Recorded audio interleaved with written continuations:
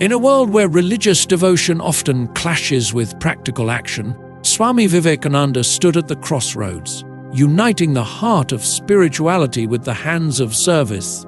But how did he navigate the criticisms of his own disciples? And what drove his relentless mission to uplift humanity? This episode reveals the untold struggles and profound vision of the man who reshaped modern spirituality. Welcome back to our series on the life of Swami Vivekananda, the visionary monk who redefined the purpose of religion. In today's episode, we delve into the intense moments of conflict and revelation within the Ramakrishna order. As Swami Vivekananda's revolutionary ideas clashed with traditional beliefs, his unwavering commitment to serving humanity shone through, revealing a profound balance between devotion and action. Stay tuned as we explore how his deep love for his master, Sri Ramakrishna, guided his every step and how these pivotal moments shaped the future of his mission.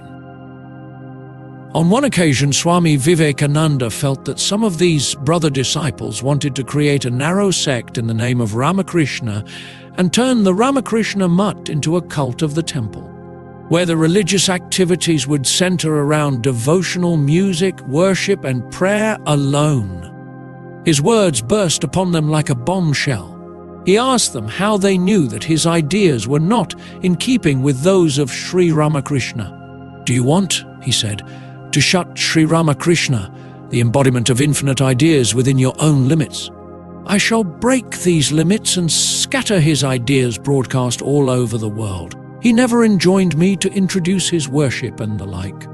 Had it not been demonstrated to Vivekananda time and again that Sri Ramakrishna was behind him in all his actions? He knew that through the Master's grace alone, he had come out triumphant from all ordeals, whether in the wilderness of India or in the busy streets of Chicago. "Sri Ramakrishna," the Swami continued, "is far greater than the disciples understand him to be. He is the embodiment of infinite spiritual ideas capable of development in infinite ways. One glance of his gracious eyes can create 100,000 Vivekanandas at this instant. If he chooses now, instead, to work through me, making me his instrument, I can only bow to his will."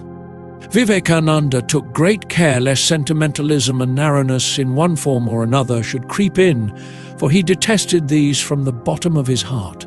But things came to a climax one day at Balaram's house in Kolkata, when Swami Yogananda, a brother disciple whom Sri Ramakrishna had pointed out as belonging to his inner circle of devotees, said that the Master had emphasized bhakti alone for spiritual seekers, and that philanthropic activities, organizations, homes of service for the public good, and patriotic work were the Swami's own peculiar ideas, the result of his Western education and travel in Europe and America.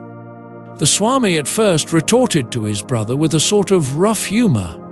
He said, "What do you know? You are an ignorant man. What do you understand of religion? You are only good at praying with folded hands, O Lord. How beautiful is your nose. How sweet are your eyes. And all such nonsense, and you think your salvation is secured? And Sri Ramakrishna will come at the final hour and take you by the hand to the highest heaven." Study, public preaching, and doing humanitarian works are, according to you, Maya, because he said to someone, "Seek and find God first. Doing good to the world is a presumption." As if God is such an easy thing to be achieved. As if he is such a fool as to make himself a plaything in the hands of an imbecile. You think you have understood Sri Ramakrishna better than myself. You think Jnana is dry knowledge to be attained by a desert path, killing out the tenderest faculties of the heart.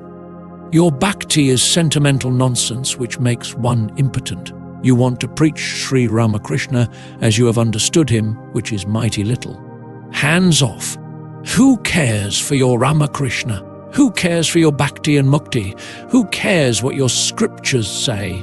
I will go into 1,000 hells cheerfully if I can rouse my countrymen immersed in tamas to stand on their own feet and be men inspired with the spirit of karma yoga.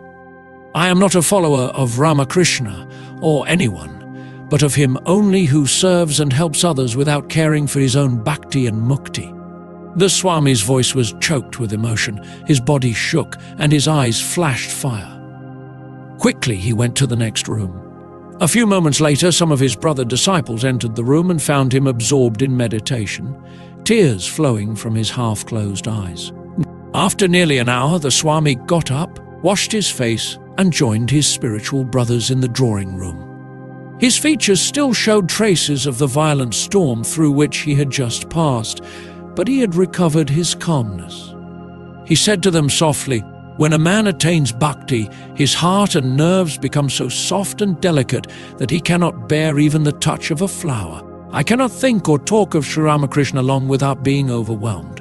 So I am always trying to bind myself with the iron chains of Nana, for still my work for my motherland is unfinished and my message to the world not fully delivered. So as soon as I find that those feelings of bhakti are trying to come up and sweep me off my feet, I give a hard knock to them and make myself firm and adamant by bringing up austere Nana. Oh, I have work to do. I am a slave of Ramakrishna, who left his work to be done by me and will not give me rest till I have finished it. And oh, how shall I speak of him? Oh, his love for me." He was again about to enter into an ecstatic mood when Swami Yogananda and the others changed the conversation, took him on the roof for a stroll, and tried to divert his mind by small talk. They felt that Vivekananda's inmost soul had been aroused, and they remembered the Master's saying that the day Narain knew who he was, he would not live in this body. So from that day, the brother disciples did not again criticize the Swami's method, knowing fully well that the Master alone was working through him. From this incident, one sees how Vivekananda, in his inmost heart, relished bhakti, the love of God. But in his public utterances, he urged the Indians to keep their emotionalism under control. He emphasized the study of Vedanta because he saw in it a sovereign tonic to revivify them.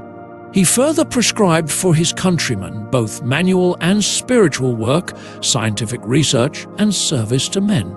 Vivekananda's mission was to infuse energy and faith into a nation of dyspeptics held under the spell of their own sentimentality. He wished in all fields of activity to awaken that austere elevation of spirit which arouses heroism. As with his master, the natural tendency of Vivekananda's mind was to be absorbed in contemplation of the Absolute. Again, like Sri Ramakrishna, he had to bring down his mind forcibly to the consciousness of the world in order to render service to men. Thus he kept a balance between the burning love of the Absolute and the irresistible appeal of suffering humanity.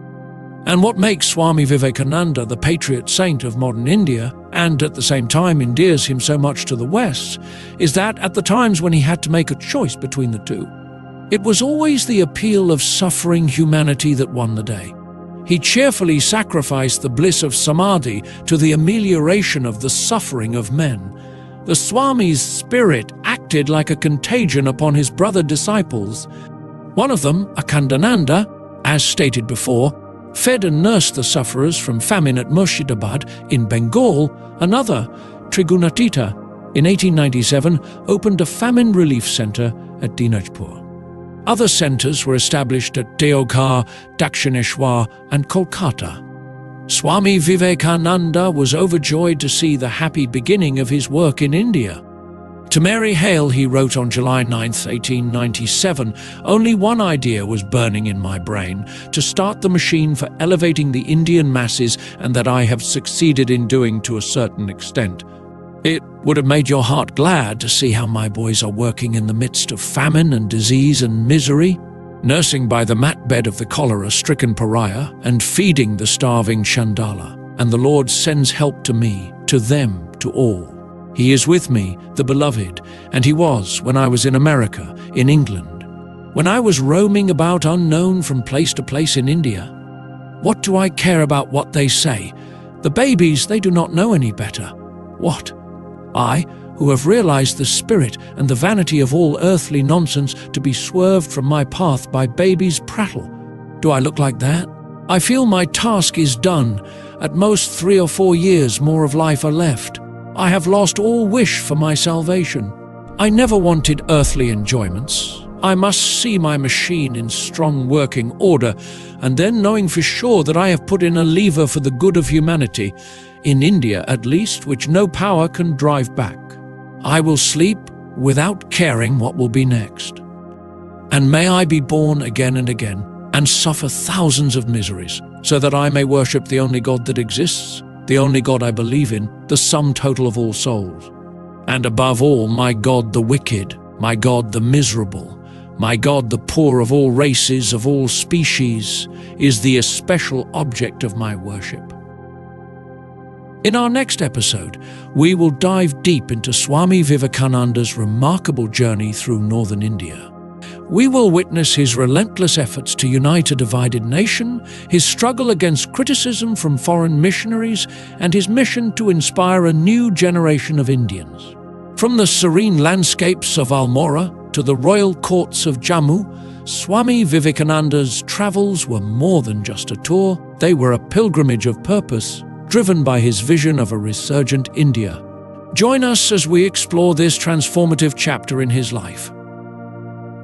Thank you for listening till the end. Please subscribe, turn on the notifications, like, comment, and share with your friends. This will help more listeners to discover our channel and content.